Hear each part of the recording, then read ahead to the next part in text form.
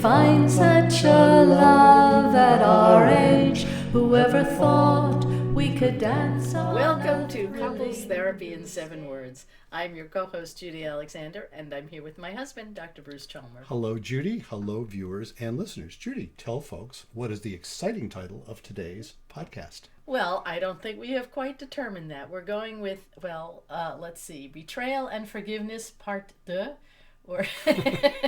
Or Betrayal and Forgiveness. It's almost here. It's almost here. Yes. What we're talking about, folks, and I will settle on an actual title to put it when I put it up on the podcast platforms, is the book that I've written, which is, the book is finished. It has been edited. I'm getting the last few bits of comments, but I've already done a bunch of revision. Mm-hmm. The cover has been designed, and I'm going to tell folks right now, first of all, if you are watching the video, you will see the cover magically appear before your very eyes. If you are just listening to the audio of this podcast, go to my blog, brucechalmer.com, and look for the blog tab, or you could just go to brucechalmer.com/blog and scroll down. You will see it, when, depending on when you're hearing this, you will see it's probably one of the more recent blog entries. Mm-hmm. And you will get to see a picture of the cover, which has now been designed, but it was just wonderful working with that designer, I have to say. Her name's Anne-Marie Lemprecht. I don't mind giving her credit. Shout out to Anne-Marie. Shout out to Anne-Marie. Great job. Delight working with her. She came up with all kinds of really neat ideas and refined it and tweaked it, and we've come up with, I think, a really nice cover that captures. And I want to say our listeners were very instrumental in helping us choose those covers. So they absolutely were. And you know what? For those of you who participated in that poll, I will tell you, there were 3 concepts we put out. The final result was mostly one of them with some tweaks from another one. But I will tell you, it was really interesting, and kind of a tribute to how good the designer was, because the poll results were almost exactly a third for each one. I know. It was amazing. It's like another one would come in and it would sort of push a little bit. I was kind of waiting for the counties outside of Philadelphia to come in to see who was going to be the winner. Oh, that's overwhelming, but no, it was. They were very close. They were all very close, and there were some that people absolutely didn't like. I have to say, the only 2 of the 3 that anybody really didn't like, we didn't use. Right. Though, frankly, that wasn't completely why. I didn't mind it being a little jarring, but the one that turned out, I don't think is jarring at all. I think it really expresses the concept. Betrayal and Forgiveness. You'll see when you look at the cover, betrayal is this sort of stark word, sort of standing out in white on black. And there's a flower that's growing out of forgiveness that's sort of going up into it. And it really expresses a lot of what the book is about. It does. It is a book that if you have experienced betrayal, especially if you've experienced betrayal recently, and you are still hurting from that, it's a book that is all about how to get through that. And it offers, as I like to think all my books do, it offers hope. Yeah. It offers a sense of this whole living business is doable somehow, and that's a beautiful thing. So you can tell I'm really excited about the book, and thank you for your help with it too, as always, of course. My pleasure. Yes. So we just want you to know about that. I'm going to talk just a little bit more. If you check out our last podcast, we also did some introducing about what some of the topics in the book were. I'm just going to scan down the table of contents and give you a sense of what it's about. So I start out talking about what betrayal is and the expectations that go into determining if something is a betrayal. And then I talk about, okay, how do you get past the anger, the preoccupation with anger? Yeah. And that's really what I mean by forgiveness. How do you get to the point where you can let go of that so you're not preoccupied by anger, whatever you think, or panic whenever you think of the betrayal? And that's all about forgiveness. And I think it's 8 chapters in the book. Chapters 4 through 11 are all about the nuts and bolts, really, of how you decide if you want to forgive, if you should forgive, if you're ready to forgive. Yeah. I mean, I was just reading the Modern Love column in the New York Times, speaking of betrayal, written by a woman who, when she was 9 months pregnant, her husband cheated on her. She found out about it. He told her when I think the baby was, I don't know, like 6 or 7 weeks old. Oh my, yeah. And they wanted to stay together. So they did go for counseling, couples counseling, marriage counseling. and they're still together. Yeah. But I will tell you that story. I haven't read the article. yeah, Could have been written by numbers of my clients. right. Almost. I know. Almost And, the identical you know, details. Yeah. Speaking of dealing with betrayal, so boy, that was whew, imagine that they had fertility issues, and spent years and a lot of money trying to get pregnant and going the IVF route and whatnot, and here she thought she had this wonderful loving husband, only to find out not so wonderful, not so loving. Yeah, or yeah. maybe loving but not so wonderful. Well, yeah, it's always interesting and sort of nuanced, like how does that happen? How does infidelity happen at all? Right, but that's like such an ultimate betrayal. Here you are, 9 months pregnant with your child and his child, and looking forward to this for years, and then you find out that the rat did you dirt. I sense some disapproval in your. I know it's subtle, but I think I read some disapproval in your. People, and she has. I don't know, gotten past it is the right word, but she's dealing with the betrayal.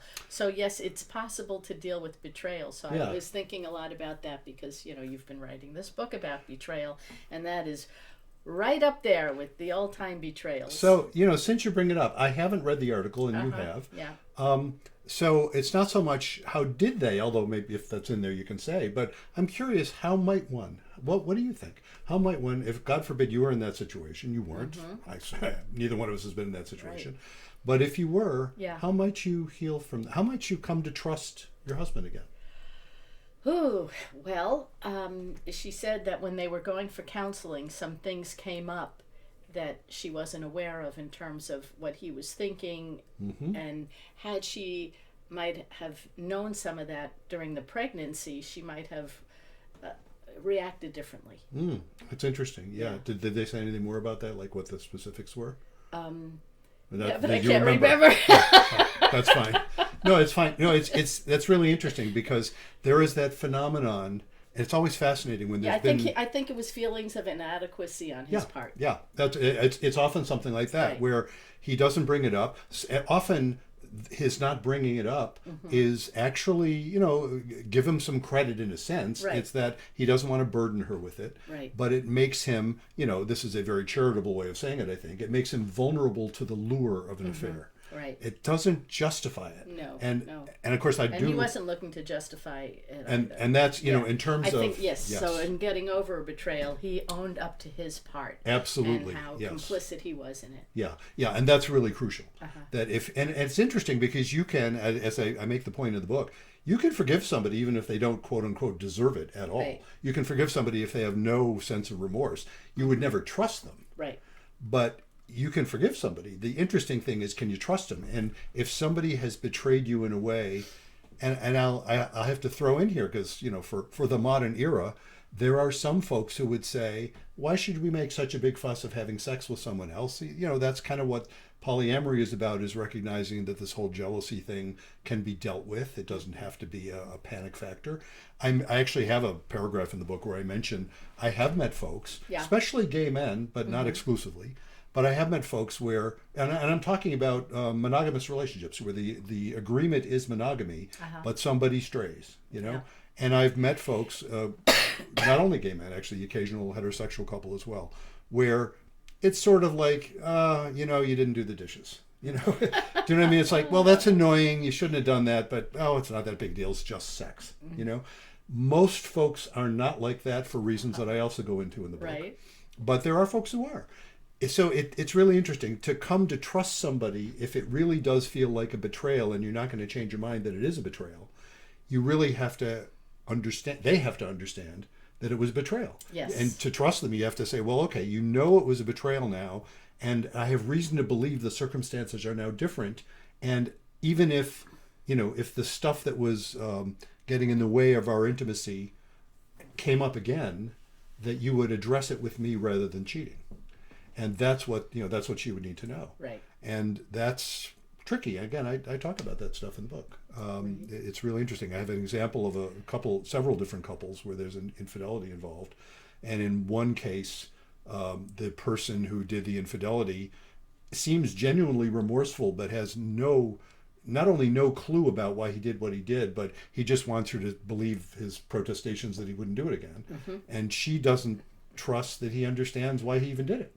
Well, I think that's where the value of couples counseling comes in, which, as you know, Yes. it makes a huge difference.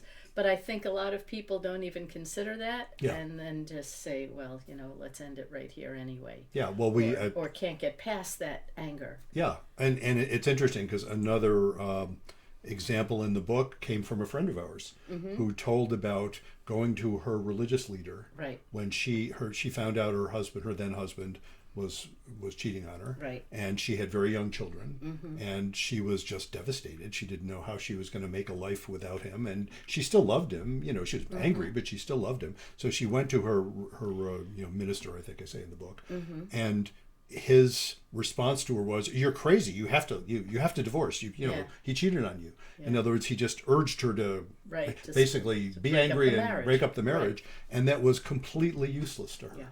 Interestingly, she did end up divorcing years later, right. and only on terms that made sense to her. But that was an example I gave that when you're advising somebody who's been betrayed, pushing them to do one thing or the other, pushing them to forgive or pushing them to not forgive, are both pretty useless. Well, that is what I would call inept counseling. Yes, exactly.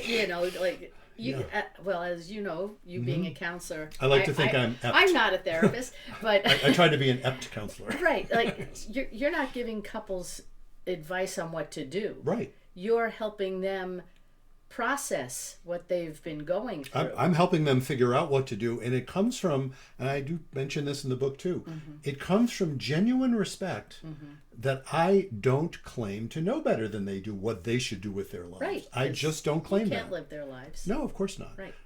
You'd be amazed that example was a good example of somebody in a counseling role. I hear it all from my friends. My therapist told me to do this. My therapist told me to. I know. And it's like, really?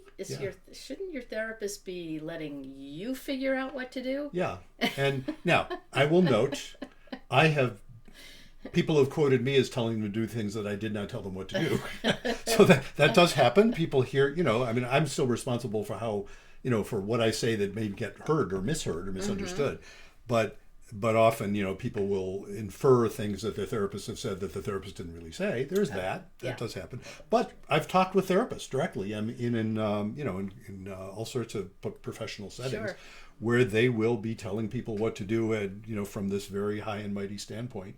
And I find that, not terribly useful. Let's put it that way. Yeah. And it's also, by the way, to other therapists out there, that's a burnout factor. That is a total burnout factor. I know that in my own experience over 30 years, that the times I've been trying to sell somebody a bill of goods that they're not buying are the times that I get frustrated. And when I don't do that, when I'm actually working to connect with the people who I'm actually talking to, it's energizing. It doesn't, that's why I don't feel any sense of burnout in this work. I still love doing it, and I'm in my 70s. I have no interest in retiring at this point. Right. Because I love the work. And that it's a factor for therapists as well when they're in this, when you're in diagnostic mode and you're trying to put people in categories and then, slot them into what they should do. That can be incredibly frustrating. Yeah. And that's why you're such a good therapist. Well, I thank you for saying so. I've never been your therapist. No, but I'm happy to say, licensing board, she's never been my client. No. we got together on the up and up. No problem. Well, you got that nice. Am I allowed to say that? I don't know. That nice email that you got. Yes. Yes, you can say that, and I obviously can't identify something. No, of course not. This is something that folks might want to hear. And of course, I wrote back to the person who wrote to me. I heard the other day, and this doesn't happen all that often. Somebody I saw years ago, who just out of the blue wrote me this really appreciative email, just saying how much he appreciated the work that they were doing. That when they had come to see me, they were on the brink of divorce. And he really, his motivation in coming to see me with his wife was that he wanted to be able to tell his kids he tried everything possible before the inevitable divorce, and it turned everything around. And, I look back and it was just a few sessions, and I did remember them once I looked them up, actually. But it was really interesting, and it was lovely to get that. And I have to say, it was lovely to get that. Thank you. I obviously can't identify who it was, but it was lovely to get that sort of note. And occasionally that'll happen. Right. which is a nice thing to do. So, folks, yeah, if you ever want to write your old therapist who was helpful and just say, hey, thanks a lot. It feels good to get It that. does feel good because, so, like you said, sometimes you just don't know what happens with people. They see you for a few times and then they go off and who knows? Well, and it's funny because the person actually said in his email, it was a man, in his email, he said, I wrote back and I thanked him, but it had been years. And I said, if you feel like saying, like, what prompted you to write, because I thought, what's going, why would he have written, Right. And he said he had just given my contact information to somebody for the 5th time. And he said he's been giving my contact information to people. And he realized in his own work that, when you get positive feedback, it feels really good and you don't often get it, Exactly. So that's really lovely. So I appreciate that sort of thing.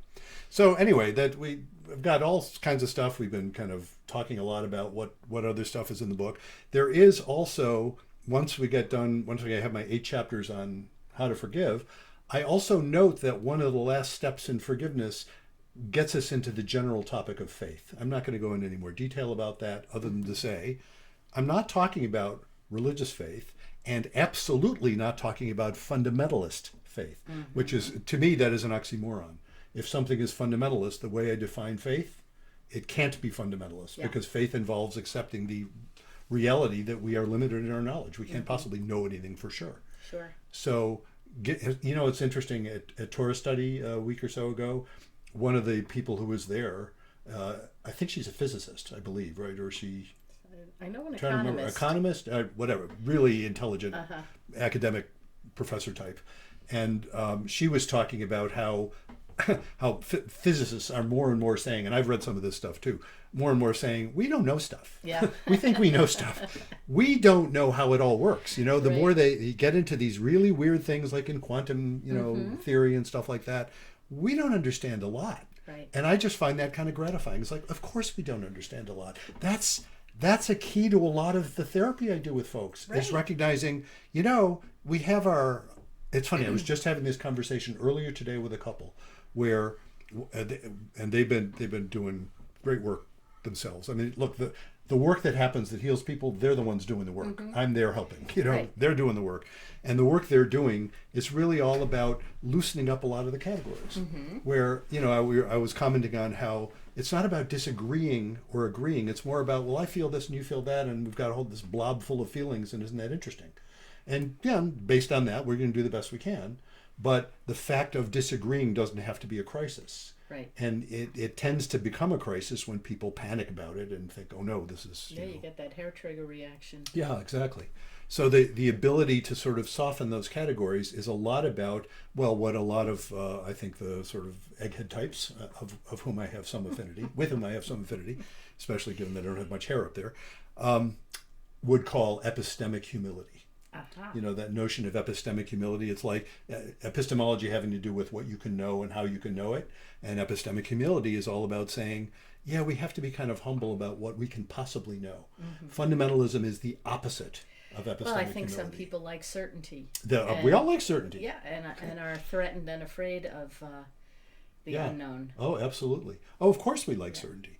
And yet, the reality of life is it's full of unknowns. Well, except as they say, death and taxes, That's it. And that's the thing, to accept the certainty of death and yet live joyously is a fascinating challenge. Yeah. And that's a lot about being in a couple, is about recognizing, wow, there are these differences, some of whom we absolutely celebrate. Vive la différence. I mean, if you're heterosexual, you're looking for that kind of difference right from the get-go. Yeah. And also recognizing that some of those differences will cause some friction or cause some annoyance or cause some, unpredictability, and some of that you can just embrace and enjoy, and some of it you can panic about, and my job is to help people not panic about it. Yeah, I mean, you see that just in society now, and I've been touring the state going to high schools and middle schools with this play about the Holocaust, and we were up at a school in a very rural part of the state, which is also to say very white, very non-ethnic. One of the comments that came out from one of the students, I guess her father is, she didn't specifically say where he was from, but it sounds like he's an immigrant.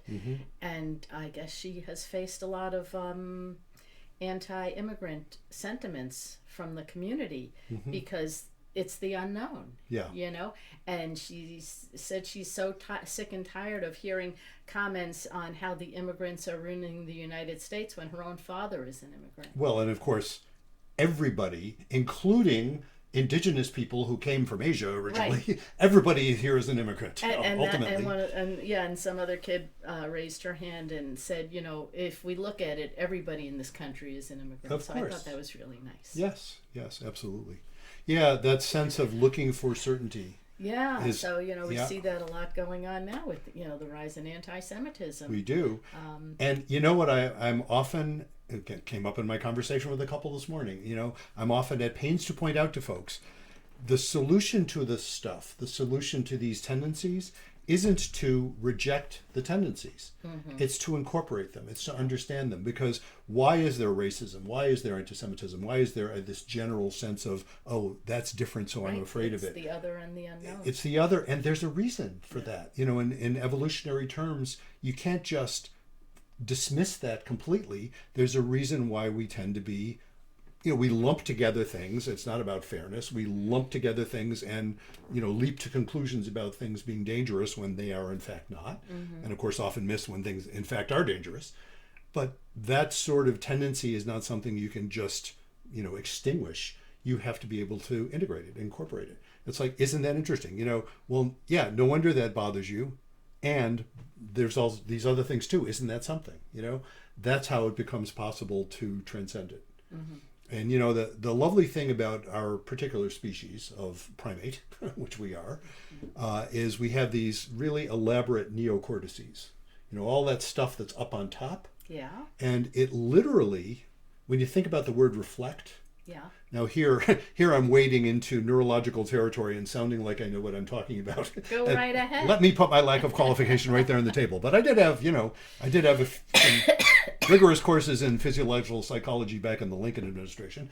So, not quite. It was a while ago, though. And the point being, one way of thinking about what's going on electrically in the neocortex is all this reflection going on. Stuff's going up and down and getting processed and coming back in different, you know, combinations.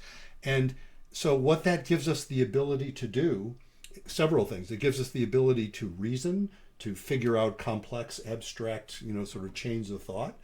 It also gives us the ability to worry ourselves into a total snit. Because, you know, like if you think about most other mammals, like, you know, dogs, people have very close relationships with dogs. Dogs can certainly be distressed, of course. Dogs can worry. Dogs don't worry themselves into a snit over worrying about, you know, who's going to win the next election. That's true. Dogs don't worry themselves. They don't worry themselves They into a just worry snit. themselves about a meal, you know. Yeah. Well, yeah, and I don't even mean to be cynical. You know, they'll feel, you know, they'll feel bad when someone they love, you know, goes away. They'll feel, you know, not safe. But it's much less reflective than what we're capable of, and that's for good, but it's also for ill. Yeah. And so all of those things, you know, need to be integrated. Anyway, a lot of the book is from that spirit. It's, you know, what are affairs about? I don't go into all sorts of details about what causes affairs. There's other folks who've written about that. It is interesting. I just sort of noted parenthetically, all affairs, as perhaps people know this, perhaps they don't. All affairs are not about, let me say that let me put the negative in the right place. Not all affairs are about problems in the primary relationship. In other words, people can have happy marriages where they report great sex lives and, you know, happy marriages and still cheat. Right. I'm not in any way condoning that. I'm just observing it isn't always so simple. Having said that, when folks come to couples therapy, the vast majority of the people who show up in my office talking about infidelity, there was something wrong in the primary relationship. It often wasn't identified. The couples that can heal from something like that are the ones who are able to look, I was going to say fearlessly, but there's always a lot of fear, but courageously. You know, courage is about facing the fear, not, you know, not having it. Right. So they're able to look courageously at what was going on. And, you know, from the point of view of that woman you were described in that article I haven't read yet, you know, who had been cheated on at 9 months pregnant, for her to be able to look and see, wow, there were some issues in our marriage, takes incredible courage. And she had to go do a lot of forgiving to even have that thought, because for a lot of folks to say, well, let's look at how the marriage was going before he cheated. I'm thinking, assuming he's the cheater and she's not in this example. In this example, and to be able to pull that off, she has to get past the sense of, I don't want to make excuses for him. He's a jerk. He shouldn't have done that. Right. And absolutely, it isn't about making excuses. We are morally responsible for what we do, but the circumstances we're all part of. And when you can look at that, that's when things can loosen up a bit. And that's actually when somebody, the person who did it, and actually I'll jump to the end of the book here, or almost the end of the book. I have a whole chapter on what if you're the betrayer. So if you're the one who's done the betraying, then there's a chapter in there for you. Your wife handed you the book and said, here, read this. I do, as you may recall from reading it, I do say it's quite possible you're reading this chapter because, in effect, your wife handed you the book and said, read this. That's right. And I say, welcome. It's possible. Of course, I think, this is just a guess, most of the people who are going to be reading that chapter are the ones who read the rest of the book and are saying, well, what do you say to betrayers? Right. I suspect that's going to be the case much more than, the people reaching out for this book are going to be overwhelmingly people who've been betrayed. That's my assumption. If you've gone around betraying partners and you want to buy my book, hey, I'll take your money. That's fine. You can do that. And you may benefit from the book, but it's really going to be folks who are reeling from having been betrayed. But I do have that section in there, and I do point out in that section, it's good for everybody to read that, wherever you are in the story, because we've all hurt people. We have. You live long enough, you don't have to live that long. And it doesn't even have to be a spouse or a romantic partner. Right. We're talking about siblings, business partners, just anybody in your life, friends. There's all kinds of betrayals. So it's not only about infidelity. That's right. And I just do want to stress that as we're talking about couples in this right now. Yes. But it's betrayal across all different categories. Yeah. In fact, I'm awaiting a blurb from someone who has, it's not her story in the book, of course, but somebody where there's a similar story in the book. Then I looked up other possible stories based on her story, where she had been disinherited. Yeah. And she's a great author herself, and I really wanted to get a blurb from her, and she's promised me one. So by golly, thank you. I won't say your name, but you'll see it in the ads. So, having said all that, please be on the lookout. I will, of course, we will make great fanfares worth of announcements on this podcast when the book is actually released, or when we have a release date. I don't have the release date exactly yet. And we will also be putting it out on my mailing list. By the way, sign up for my mailing list. Go to our website, ctn7.com, and you can sign up for Dr. Chalmers' mailing list, and you will be alerted as to when the book is coming out. And so please get a hold of that book. Let's put in a word for the books that are already available. Sure. Which one? A couple of mine and one of yours. So how about we talk about reigniting the spark? Why stable? Yeah, that's it. My stable relationships. My stable relationships lose intimacy, and how to get it back. Absolutely. That's, as you often refer to it, the book that started it all. Started the podcast. Anyway. Yes, actually, yeah. Yeah. That was the impetus for our podcast. And a more then recent there was book. Your recent book. It's not about communication. Why everything you know about couples therapy is wrong. Yes, reigniting the spark is, as the name implies, about how to feel better in a relationship in lots of different ways. It's not about communication. Is much more about what's therapy about and what's therapy perhaps not about, or maybe oughtn't to be about. And how do you understand that? How do you make use of therapy? So if you want to be a good consumer of therapy, that's a really good book to use. And this upcoming book, I don't know if I said did I say the whole title? I don't think I did. You did. The title of the new book is Betrayal and Forgiveness: How to Navigate the Turmoil and Learn to Trust Again. And so that is soon to be coming. And let's not forget to put in a plug for our sponsor. My book, The Blue Tent, Erotic Tales from the Bible by Laria Zilber. Also known as Judy. And a beautiful, beautiful erotica. Actually, you haven't seen the acknowledgments page yet. but I put a mention of your writing beautiful erotic fiction in the acknowledgments page because I think it's just relevant. And yes, if you like erotica, and this is classy erotica. It is very explicit. I'm not, it's not like. But it's not like kinky, because I know some people are turned off by that. Yes, it is not. It is not indeed. Yes, it's not at all particularly kinky, right? And it is based on biblical stories and reflects your very deep knowledge and love of Torah and Jewish knowledge and biblical knowledge in general. And so it's so interesting as you were writing it, and we were laughing about it sometimes because we'd be encountering in Torah study, some midrash. Look it up, folks, if you don't know what midrash is. Some midrash about some particular characters, and comment, you don't have to make this stuff up. It's already there in the text, or it's already there in the midrash. Yeah. But you certainly did expand upon it beautifully. And so if you like erotica, you will love that book. And if you've never read erotica, this is a good intro. It is a good intro. And you can get that at lariazilber.com, LARIAZYLBER, lariazilber.com. Or you can just search for it on Amazon.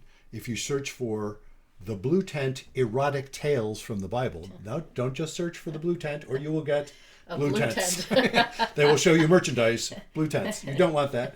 No, The Blue Tent Erotic Tales from the Bible. It will pop up, and you can purchase it that way. And it's available, as all the books we've mentioned so far are available, in all of your favorite formats.